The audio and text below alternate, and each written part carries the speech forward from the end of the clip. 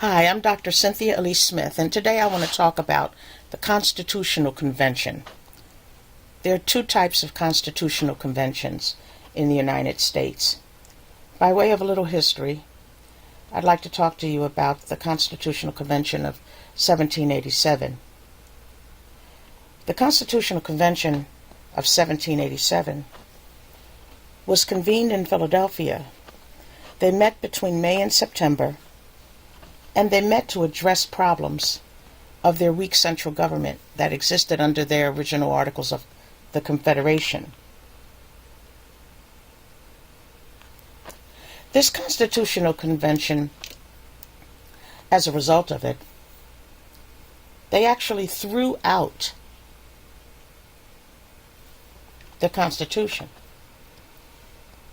They threw it out. They chucked it and created a brand new Constitution.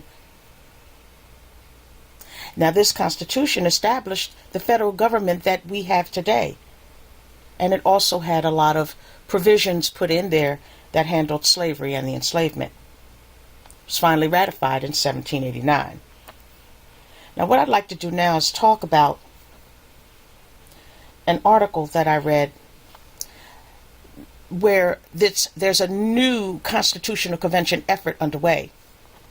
And it's called the Convention of States. It's an effort by conservatives, and they call it the Convention of States.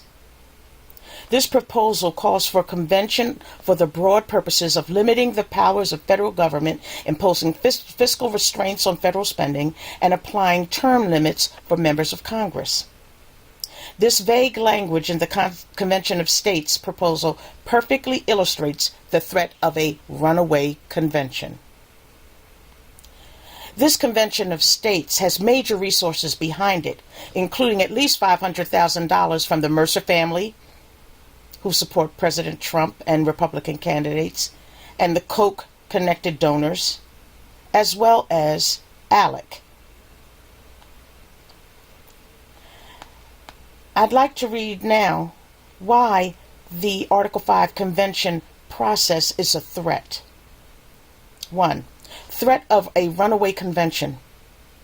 There is nothing in the Constitution to prevent a constitutional convention from being expanded in scope to issues not raised in the convention calls passed by state legislatures, and therefore could lead to a runaway convention. Influence of special interests. An Article 5 convention would open the Constitution to revisions at a time of extreme gerrymandering and polarization amid unlimited political spending. It would also allow special interests and the wealthiest to rewrite the Constitution. Lack of convention rules. There are no rules governing the constitutional conventions. A convention would be an unpredictable Pandora's box. The last one resulted in a brand new Constitution, as I stated before. This Convention of States openly discusses the possibility of using the process to undo hard-won civil rights and civil liberties advances and to undermine basic extended rights throughout history as our nation strove to deliver on the promise of a democracy that works for everyone. There are enormous threats to this Constitutional Convention. There are only 34 states needed to fulfill this Constitutional Convention.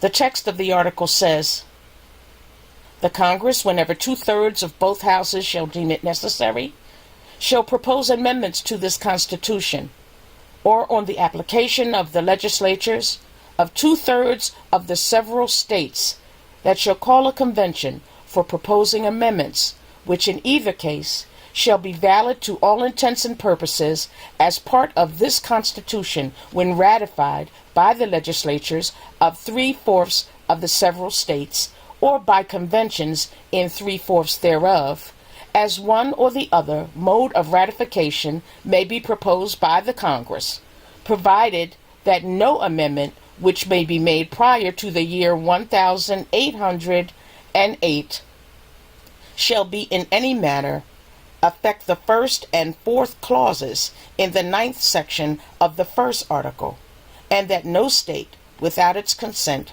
shall be deprived of its equal suffrage in the Senate. That says a lot. That says an extreme amount.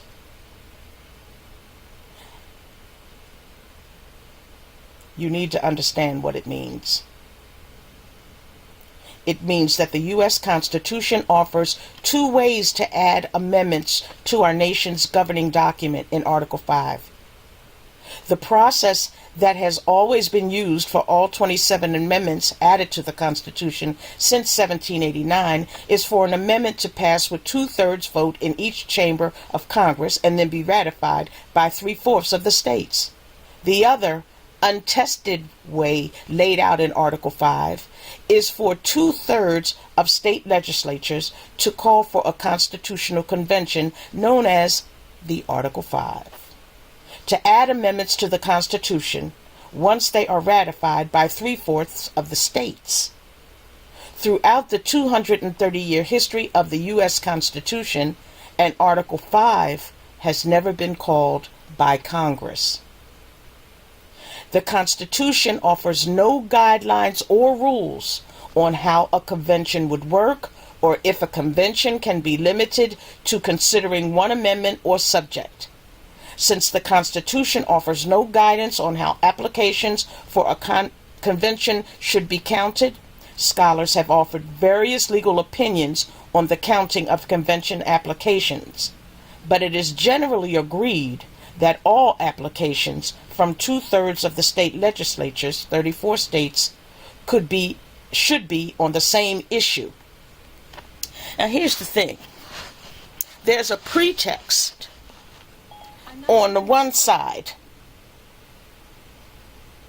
that says that they want to create a balanced budget amendment.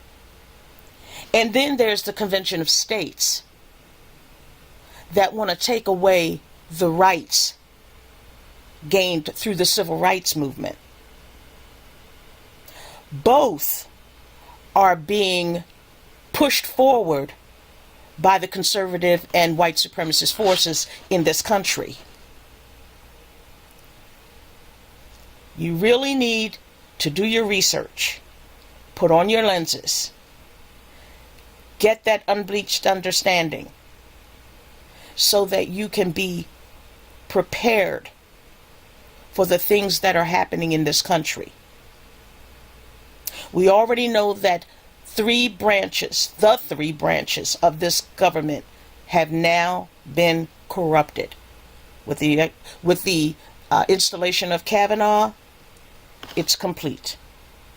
So all three branches are in cahoots with one another.